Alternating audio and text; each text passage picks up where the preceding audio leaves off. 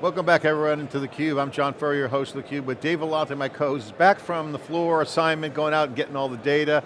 It's our 3 days of live coverage of MWC26, formerly Mobile World Congress. I guess they go with MWC. Back here on theCUBE to break down the action.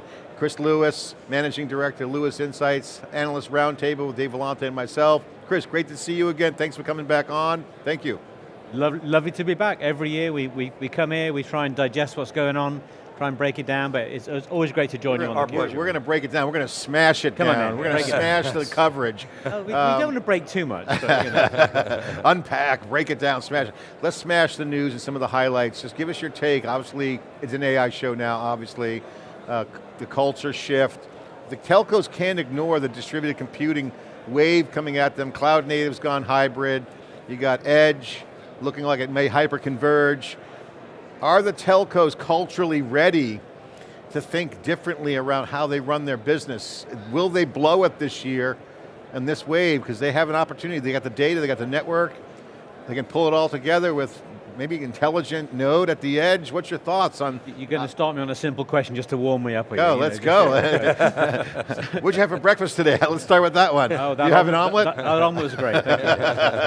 So what is fascinating is that with all the moving parts of the, let's call it the AI world, the reliability, almost the conservatism of the telecom industry in some ways plays to its advantage, because connecting things, let's break it down to the way things connect. Between data centers, that's growth has been massive. And of course, luckily we've got the optics to do that, so the capacity is there, we're pumping more capacity in. At the edge, and the edge is finally, I mean, after what, 10 years of talking about the edge is sort of beginning. There's some announcements this week. Telefonica here in Spain with Nokia starting to build some little edge nodes around the country to help deliver. But what's interesting is that at the real edge, out to you and I as users or individuals in the business and so on, AI's not really impacted that traffic yet. It's about 1% of access traffic. So we've not seen it go right out to the edge. And what we're seeing at this show, with the announcements from people like Qualcomm, in those edge devices, in devices which will have their own models running in the near term, that may well change it. And if you talk to Ericsson, they're talking about the uplink becoming much more important, so we're moving away from a predominantly downlink model to an uplink model. So I think we have to be very careful not to confuse the explosion of traffic going on in data centers, between data centers, and what's actually happening out on the access network, because of course on the access network is where the telcos actually make most of their money.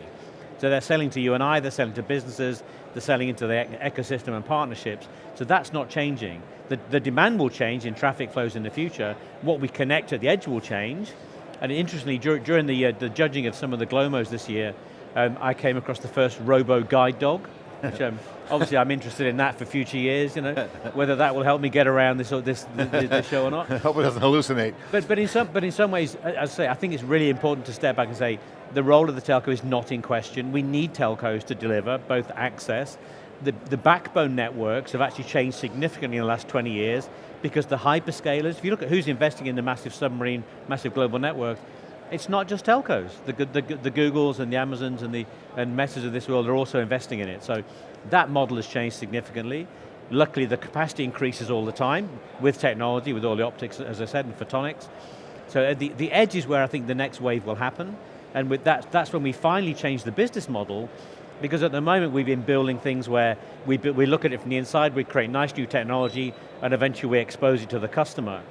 What's going to happen in the next wave when AI goes out to the edge, in those small models in the edge, is that finally it'll be an outside-in model where what's being demanded from the outside will shape the way in which traffic will flow and will demand better service, which, telcos haven't had to react in many ways. Yeah, I mean, that's going to force, that's a forcing function on the architecture. The traffic patterns is interesting because if you look at the sovereign trend, if you apply sovereign edge, the radio frequency is the boundary, okay?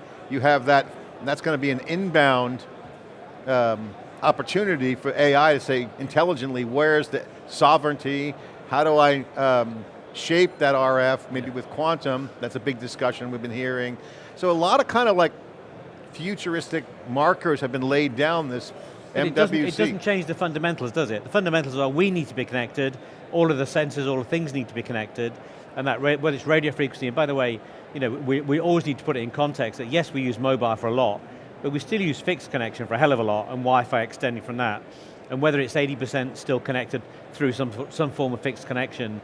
So yeah, sovereignty matters. I'll tell you what is really important, which nobody talks about, is where is the point of control in this new infrastructure, in this new architecture?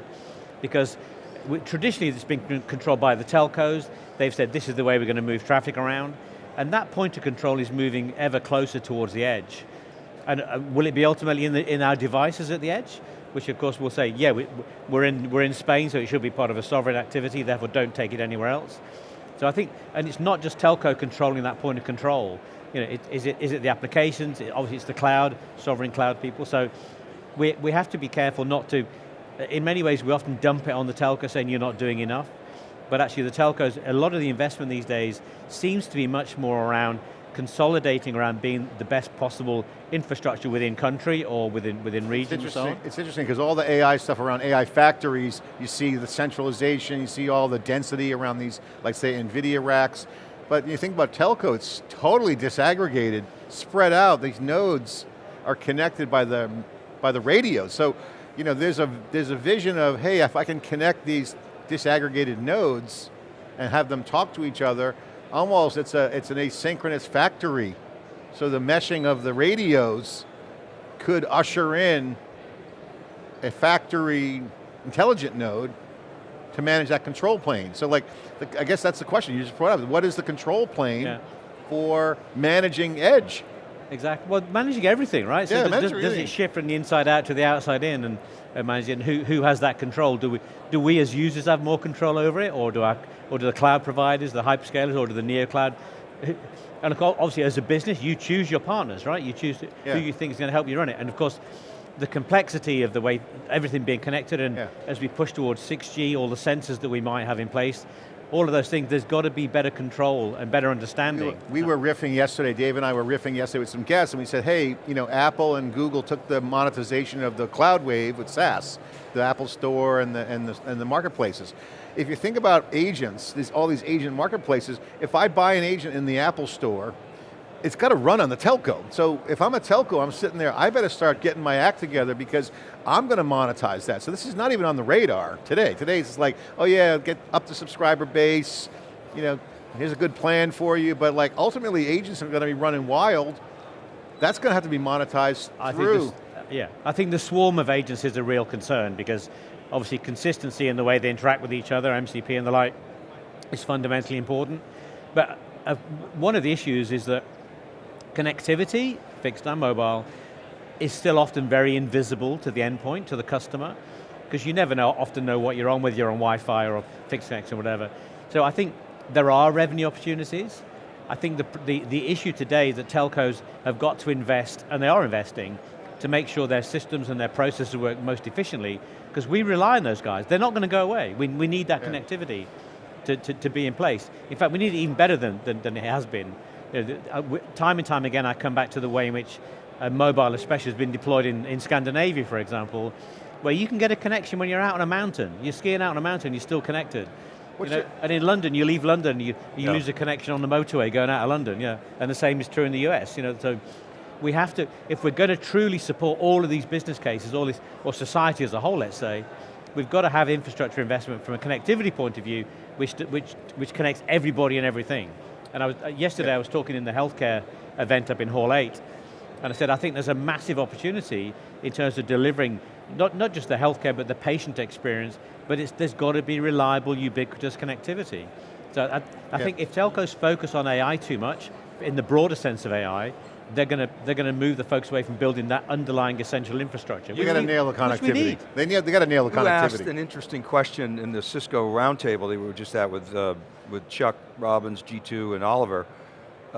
You asked about the smaller telcos. Yeah, I did, because you said, okay, big guys that can afford all the CapEx, the smaller guys can't. No. So are you helping, you asked Cisco, are you helping them finance that?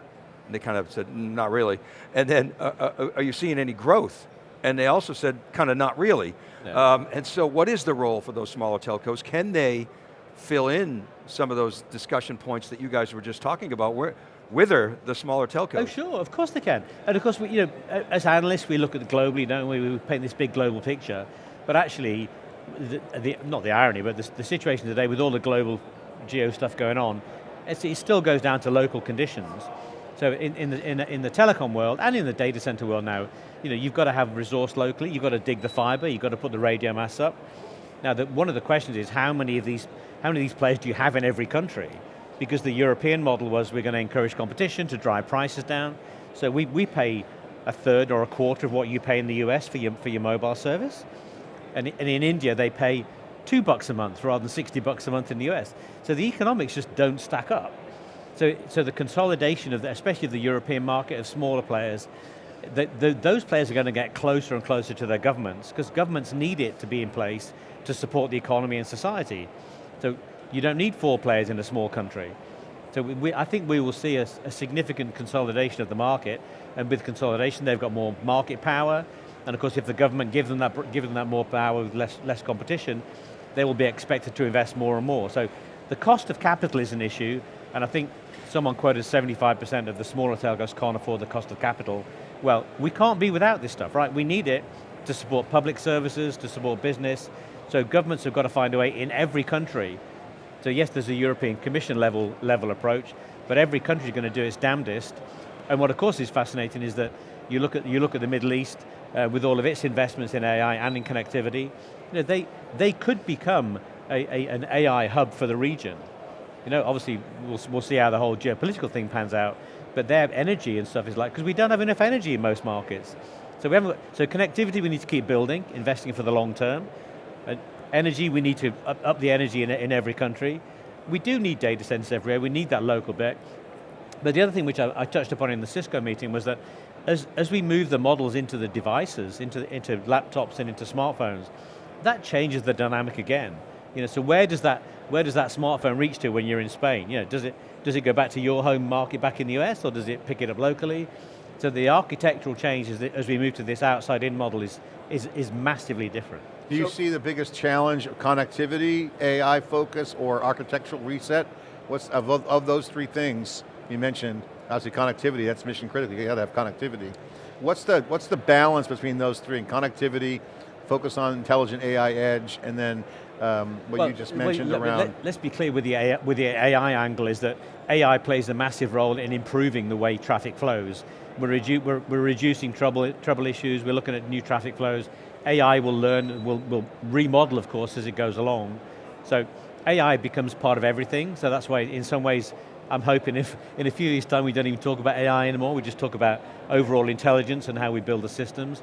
Architecture is a massive issue. What's the biggest challenge there? What do you see happening? But the biggest challenge is people at the moment. Yeah. Because breaking down the silos and talk about how within a telco organization, whether it's your big US ones, the Verizon's, AT&T's and the like, or whether it's a small one in Croatia or somewhere, they've built themselves up, focused on building the network, and eventually they offer a service to the customer.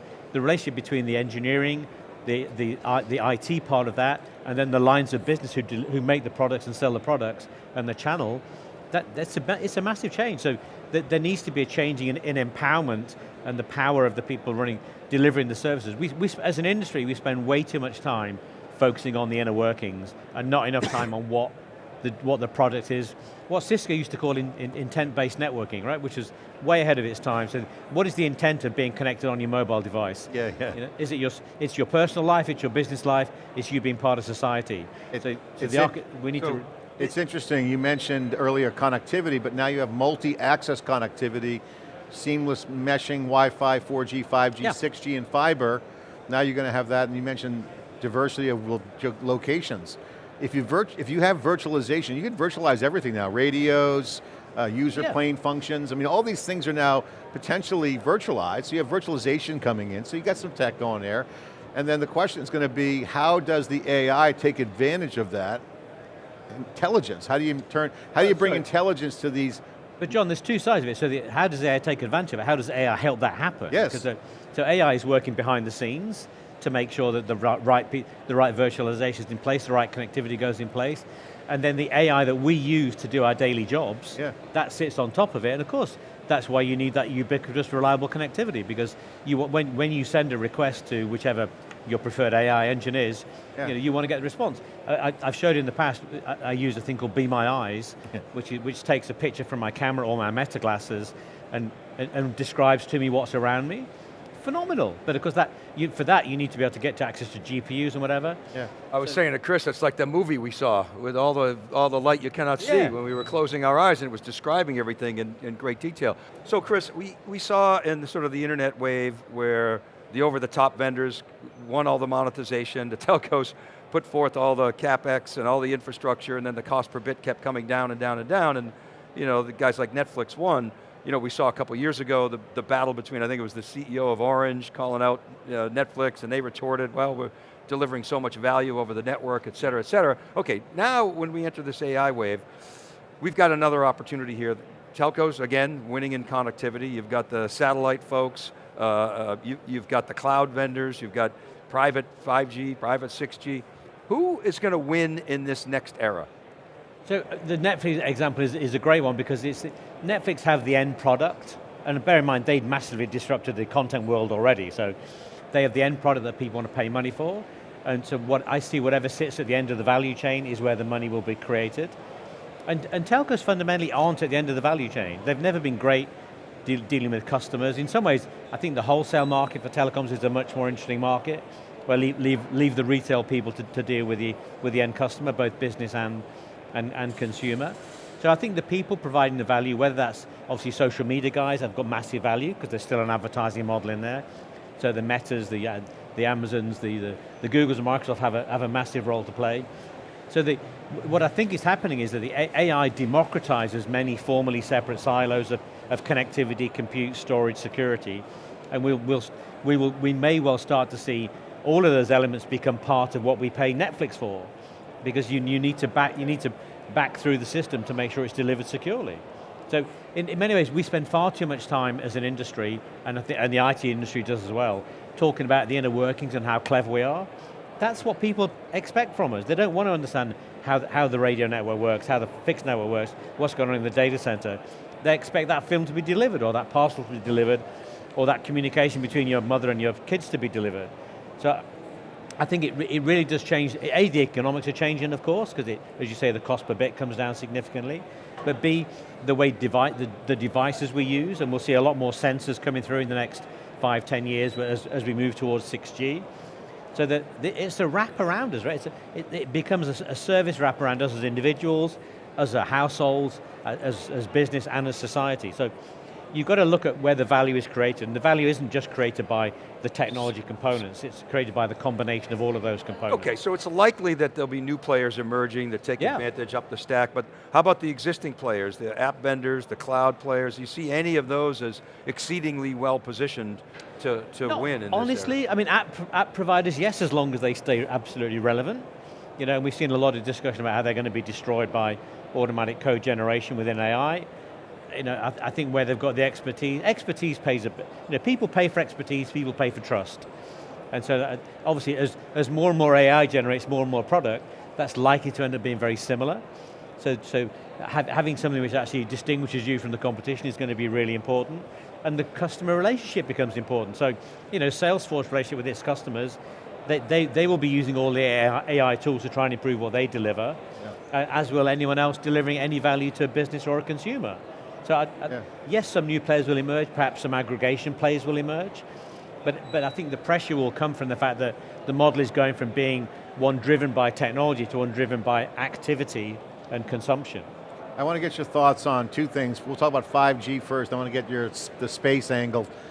First is the 5G. Obviously, it didn't deliver on the promise on ROI, but the technical specs were great, low latency, high speed, but it didn't get the carriers the monetization because there wasn't a lot of applications. Yeah. I mean, I'm paying less now than I did for 4G, so it's got higher performance, so it's good for me. For consumers, it's great. It's not good for the carriers. So the question is, what applications are you hearing in the conversation or seeing or have an opinion on that could unlock more aperture for monetization with the leverage of 5G and 6G coming? But I think it goes back to my previous point, that the way we're connected, whether we're on 5G, 6G, or Wi-Fi, or on a fixed connection, that becomes invisible to us, and because the channel of delivery coming out from whoever's delivering it, whether it's content or an application or a commercial activity. Because it's invisible, the revenue doesn't accrue to the telco. So, and in MWC here, in the keynotes yesterday, and every year we come and talk about what was mentioned in the keynotes, and it's nearly always a moaning about the lack of return on investment. So I think we should rename it Moaning World Congress. Because it's like, but the issue is, guys, get on with it. You've got a fantastic business. It's BMC, Bitch and Moan Conference. Yeah, but it's changing massively, right? So yeah, you're having to radically change, because the telco industry didn't change quickly enough. Let's face it. Whether that's to do with employment issues, to do with country issues, to do with competition issues. So the industry is changing. The workforce is shrinking. We know that. Let's face it. In AI, we see major job removals from the sort of engineering focused jobs like telco. But in terms of the product that we've got to sell, it works. All right. And it's fit for purpose. In my good old software days back in Logica, when you're designing a bit of software, you could design the best ever bit of software. But if it took you 10 years to do it, you'd miss your target. I think that's going to be interesting to watch, because I think if they get the foundation right for connectivity, get the architecture and culture, they can see how it plays out. So I think we'll watch that very closely. I'm bullish. I think they're going to get this right. It's not going to go away, John, is it? We need the connectivity. Will we? In my darker moments, I think we might re-monopolize the telco market, and have it delivered as a state service. I worry about that. That's on another level. Because it was never efficient, was it? So I want to get you. Always made the point that the telcos have been great at connectivity. They're not going to lose that battle. Start from there and go from your strength. And sorry, to go back to your satellite comment. So space and satellite. It's a relative niche filler-inner for things. Yes, it will deliver in some places, but doesn't change it. But one thing I'd say yesterday, I spoke in the health tech event yesterday. I think for industries, telecoms, to deliver the underlying service which connects an industry like healthcare, and healthcare is the perfect test case, right? Because everybody, whether it's me as a blind person, my elderly mother, whoever, you've got to deliver a service which works, which includes everybody. Yeah. And that's all the way from your local GP through to surgery and that whole healthcare journey. So we keep talking about this year after year that the telcos have got to, they're not going to take over the verticals, they're not going to take over healthcare, but they can certainly deliver a much more beneficial service. And I was talking yesterday to someone saying that one of the things we may well do in the future is, that an elderly person may well not have the technology knowledge to set up a video link. But if you just send them a button on a screen, they can tap on it, and that creates a one-way so the doctor can see the patient. I'm bullish on 6G inside premises. I think the telcos have a huge opportunity. Again, I brought up the space comment because I just posted last night on LinkedIn. I had a couple beers in me, so I got a little salacious. Brian Modoff, friend, he's former analyst, industry financial analyst covering telco. He and I were chatting. He wrote on his LinkedIn, invasion from space for the mobile operators, and had a link to Starlink. Okay, so a little play on Elon. I wrote, great perspective, SpaceX, AWS are all waiting at the gates. If telco doesn't evolve, they will be eaten by the barbarians. And so the premise there with the little over-the-top haymaker was, if space evolves, Starlink's pretty damn good, and it's going to get better. Sure, yeah. So that's always on. So assume there's a space overlay. That could put risk. So is there a pressure point, like, hey guys, this is the last time you got this last shot at monetizing with all that data? I don't think it's the last shot, I know. Okay, all right, and I think space, so if you look at what Starlink has done, it's sold out in many places. I know in London it's sold out, there's no more capacity. Because of course you've got spectrum limitations, you've got bandwidth limitations. It delivers a great service where you get it, and if you haven't got fiber to the home already. You've got to remember the longer term investment of fiberization of cities and countries is rolling out. So if you're going to connect to that, you're more likely to use that. It's a much better mechanism for connecting. So will space take over? I don't think so. People are talking about putting data centers in space. It's going to come up against physics at some point in terms of capacity, round trip and latency and so on. So let's not. Yes, we should consider it, and it provides an alternative. If it wakes the telcos up and makes them invest more quickly, what's your thoughts on one scenario it's a scenario? I won't say it's most likely, but you could look at the telcos, and you were saying this earlier, about they're in a good position with the connectivity, with going into healthcare and all these areas. They could literally run clouds in metro areas. I mean, you could literally say, run a private cloud or hybrid multi-tenant for Homeland Security and start thinking of how to slice and dice, generatively shape the traffic based upon real-time situations, emergency. So let me give you a great sovereignty example. So there's a great healthcare example where, and let's take a European example. So Europeans, if they use a certain hyperscaler for their data, the US requests access to that data, demands access to that data. So if you're going to be sovereignty, you're not going to put your data in their data center. So for a healthcare environment, especially a national healthcare service, why wouldn't you, in major hospitals, put a data center in there, put a nuclear power plant in there to power it, because your hospital needs it anyway. Right. You may well end up with some extra power, which you can push back into the national grid. You've got a physical security, local connectivity, because you don't want to be shipping all of your massive scans, all over the world. The doctors need it in that facility. So actually, in some ways, all of the pieces that are moving around now may well move back to be providing a more localized service. Geopolitics suggests we want to have security, reliability within country, certainly within the healthcare. Defense is a totally different topic where we're seeing a lot more activity, of course. But yeah, there's sovereignty is real. I mean, it's a real thing. It absolutely is. Yeah. And of course, sovereignty is brilliant because the connectivity players are national by definition.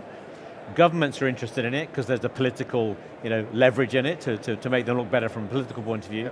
And then customers go, hang on a minute, am I getting a better service by doing this? Yeah, you feel more there's always been this issue, I've said many times, that when we talk about our telcos, we have the old remember the two Venetian play masks, you have a love mask and a hate mask, right? Yeah. And we love them and we hate them. We love them because they're our local champions. We hate them because they've given us terrible service, or they've ripped us off. But that's changing, and I think so they need more intimacy. Do they have to do everything? No.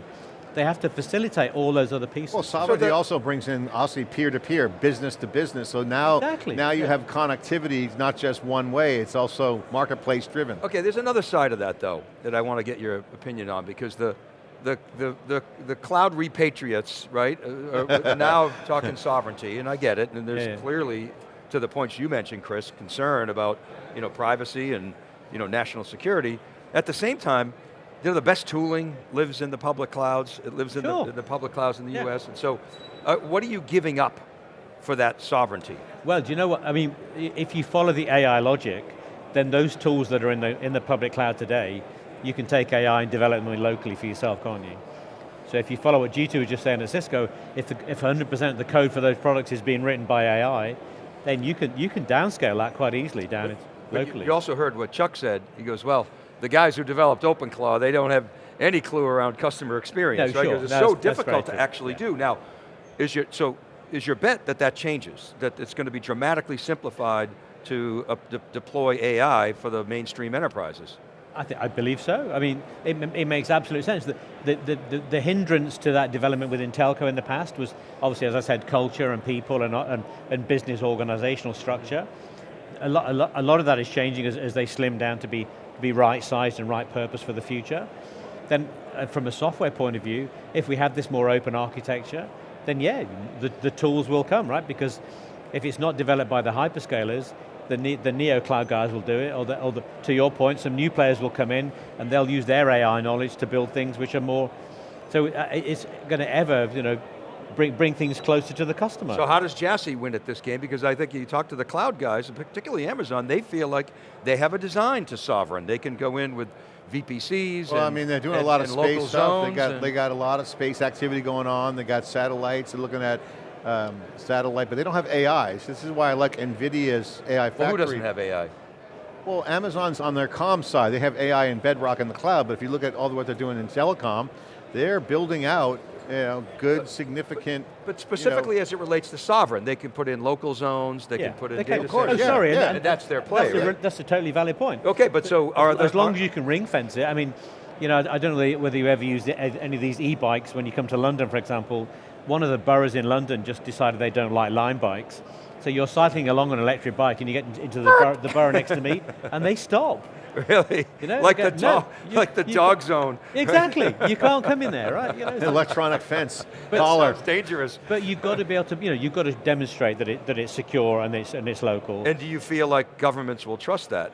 The US hyperscalers doing things like local zones and doing their own I think sovereignty it goes play. back to that scale question you asked earlier about the smaller telcos. Can they do it all themselves? No, they can't. They need help. And will they get it from hyperscalers? In many cases, yes. Let's face it, there's also the Chinese around, so if you look at different parts of the world, you look in Africa, the Chinese players are very well embedded in Africa, they help build roads and airports and Lord knows what. Yeah, very much so. So yes, there are plenty of significantly powerful players willing to go down and work on that local infrastructure. What's the sentiment in the continent? Well, you're not in the continent, but what's the sentiment in Europe around kind of US these days with the current administration and all the bravado and we're going to take over Greenland and Canada's the 50 What's the state, sentiment? Well, I mean, if we treat it as entertainment and we think it's not real, that's obviously we're going to miss a trick. But it's very difficult to have a rational discussion about it because the position declared one day then changes the next day, and then Right. So the UK Prime Minister just stood up to Trump for the recent invasions in recent bombings and said no, you can't use UK facilities. But now that the Iranians are bombing the they UK, said go ahead. well now because he's a lawyer, right? He's a lawyer, and he said, I don't feel comfortable from a legal point of view.